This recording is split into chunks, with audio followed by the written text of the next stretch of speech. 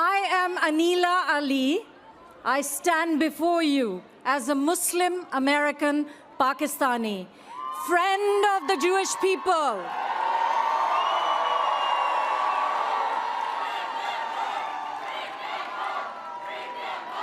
Inshallah, inshallah.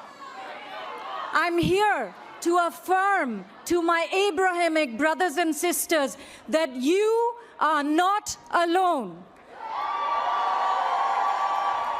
Yes, we are all feeling the hurt, the pain, the fear, but we also stand united in hope that a better future for all of us is possible.